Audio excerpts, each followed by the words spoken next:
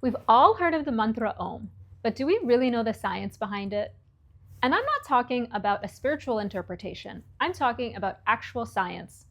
Hi, my name is Arti. I'm an embodiment coach and facilitator. I've studied yoga, yoga philosophy, Ayurveda, and other spiritual sciences, but I also have 15 years of experience in the pharmaceutical industry. So I like to bring a modern analytical lens to some of these ancient root practices so we can use them in ways that are more meaningful in today's life.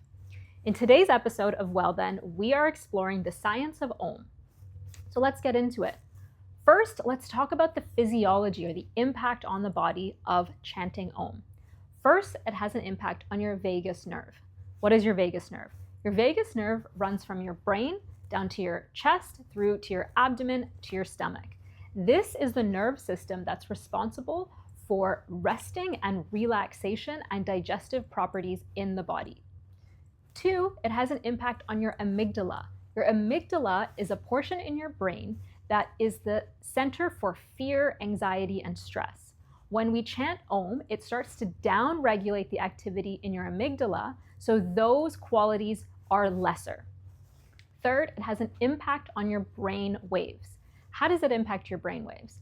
The frequencies of Om help to regulate your waves. If you've heard of theta waves, alpha waves, beta waves, it puts you in a state that is not only good for relaxation, but also good for focus, learning, and understanding. All right, so now that we know a little bit of how this works scientifically on our bodies, what can we do about it? Well, here are 3 ways you can use Om in a more practical application in your day-to-day life. 1, you can use it to help you with stressful situations, help to bring down your anxiety, help to bring down those chaotic thoughts. 2, you can also help you with digestion. So if you're going to eat a big meal, you take some deep breaths, chant Om. It helps to stimulate your digestive system. So you'll actually produce more enzymes at that time to digest that meal. And then 3rd, if you're going into a work block or a study block, and you need that extra bit of focus and learning capabilities, chant a few Oms to get you into the mental state for that. So let me know which of those tips you're going to use. I would love to hear.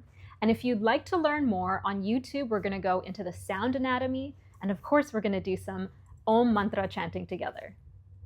So let's continue the conversation on Om chanting. Let's talk about the sound anatomy of Om.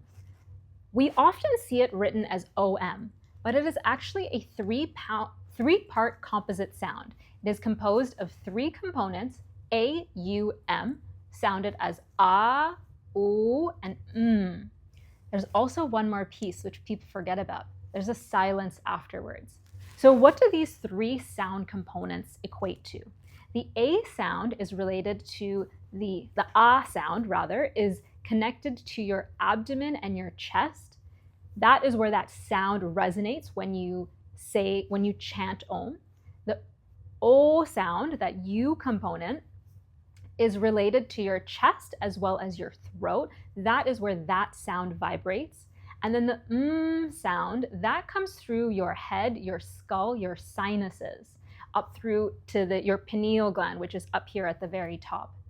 And then what people forget is the silence. So the silence is actually the culmination of all those sounds, where that whole vibration is running through your whole body. So now you know the anatomy of Om. It is broken into these 3 parts. How is it chanted? It is done on the exhale. We take an inhale, and then we have a 3-part exhale on the A, O, sounds. Roughly, the split of that sound is approximately 30-30-40. The sound is often elongated as long as possible. So that is how the sound is broken up. So if we're talking about Om, we have to spend a little bit of time chanting it to get those benefits I talked about earlier. So let's spend a few moments chanting Om together so we can all experience that.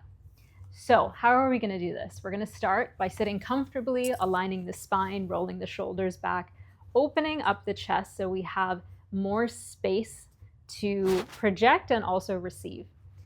I'm already closing down my eyes, so of course we're going to do this with our eyes closed. We start with an inhale, and then as we exhale through the sounds. So let's do that together for 3 chants, and then we'll close with a few closing remarks. Starting together. Inhaling.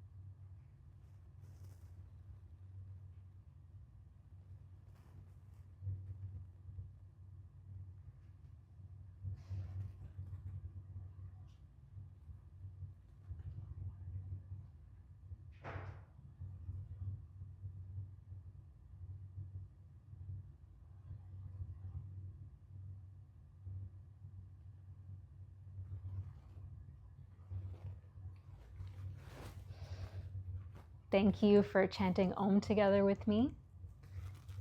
I hope you feel a slight shift in your energy afterwards.